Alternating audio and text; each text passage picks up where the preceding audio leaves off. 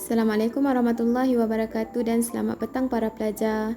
Baiklah, untuk subjek yang pertama pada hari ini kita akan masuk kepada subjek ibadat darjah 1 dalam pelajaran yang keempat yang bertajuk wudu. Baiklah para pelajar, pada petang ni kita akan ulang kaji semula berkaitan dengan beberapa topik kecil yang telah kita pelajari dalam tajuk wudu. Baiklah para pelajar, yang pertama, pengertian wuduk. Apakah yang dimaksudkan dengan wuduk? Erti wuduk ialah membasuh anggota tertentu menggunakan air mutlak berserta dengan niat untuk mengangkat hadas kecil. Okey, baiklah. Erti wuduk ialah membasuh anggota tertentu. Nanti kita tengok apakah anggota-anggota wuduk. Menggunakan air mutlak. Air mutlak, air yang suci dan boleh menyucikan yang lain. Lepas kita dah belajar ada 7 jenis air mutlak, antaranya air salji, air sungai, air laut, air mata air dan sebagainya. Beserta dengan niat untuk mengangkat hadas kecil. Seterusnya, yang kedua, hukum wuduk. Apakah hukum berwuduk? Wajib.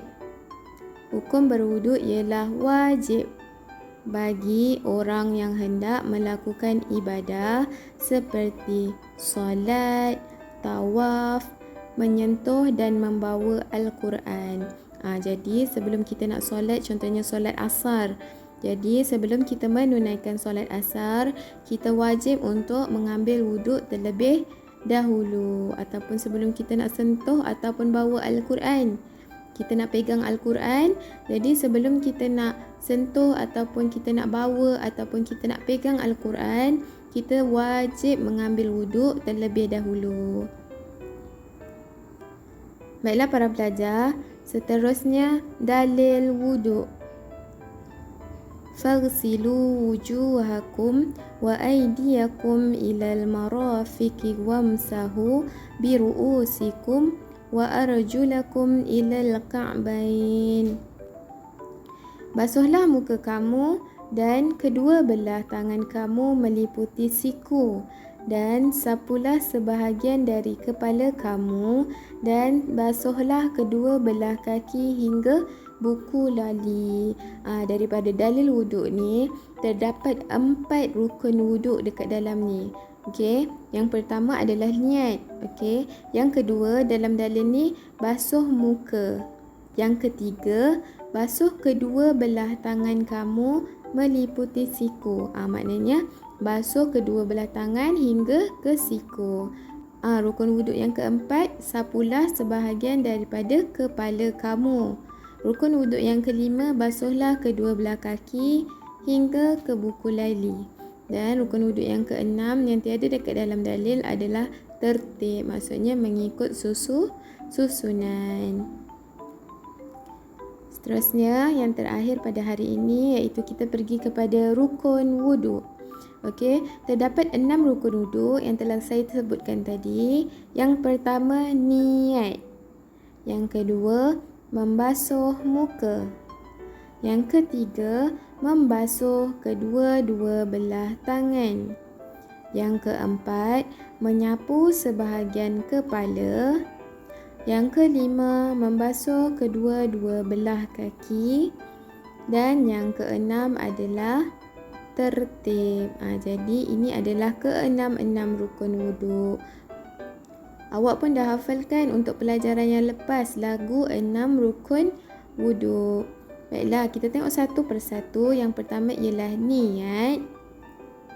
Niat wuduk ialah nawaitu raf'al hadasi asghari lillahi ta'ala. Sahaja aku mengangkat hadas kecil kerana Allah Ta'ala. Okey, bilakah waktu kita berniat? Ketika mula membasuh muka. Dekat mana tempat kita nak niat? Di dalam hati. Maksudnya, sewaktu awak basuh muka ataupun sewaktu awak memulakan untuk awak basuh muka, okey, awak kena berniat. Apakah niatnya? Nawaitu raf'al hadathi asghari lillahi ta'ala. Sahaja aku mengangkat hadas kecil kerana Allah Ta'ala. Baiklah, seterusnya yang kedua, membasuh muka. Tadi niat ketika mula membasuh muka. Seterusnya ialah membasuh muka. Di manakah kawasan muka? Dari tempat tumbuh anak rambut hingga bawah dagu dan dari anak telinga kanan hingga anak telinga kiri. Yang lepaslah saya dah tunjuk dari tempat tumbuh anak rambut hingga ke bawah dagu dan dari anak telinga kanan hingga anak telinga kiri. Itu adalah kawasan muka. Seterusnya rukun wuduk yang ketiga ialah membasuh kedua-dua belah tangan. Okey, kita tengok kawasan tangan. Dari hujung jari tangan hingga ke siku. Dari hujung jari tangan hingga ke siku. Siku tu tempat yang kita boleh bengkokkan tangan kita. Seterusnya yang keempat, menyapu sebahagian kepala. Okey, di mana kawasan kepala? Kawasan yang biasanya ditumbuhi rambut. Dekat atas ni lah, sama ada dekat depan ataupun dekat tengah. Itu adalah kawasan yang biasa ditumbuhi rambut. Jadi itu adalah kawasan sebahagian daripada kepala. Hanya basuh sebahagian daripada kepala sahaja.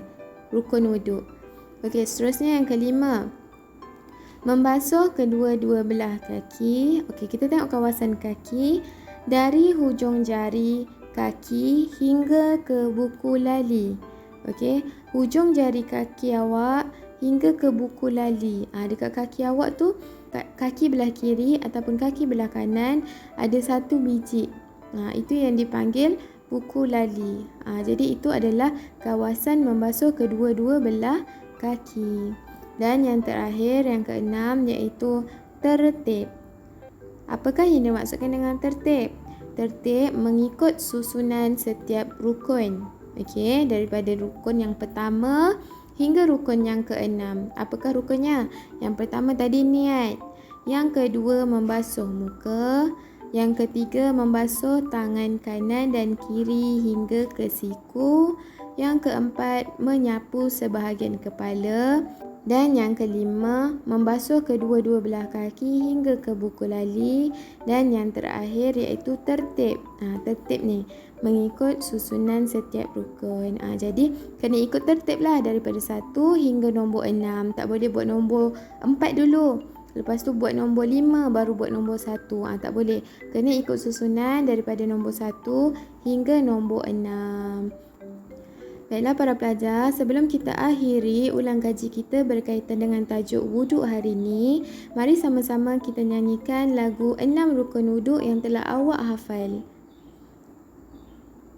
Rukun wuduk ada 6, mari kita hafalkan.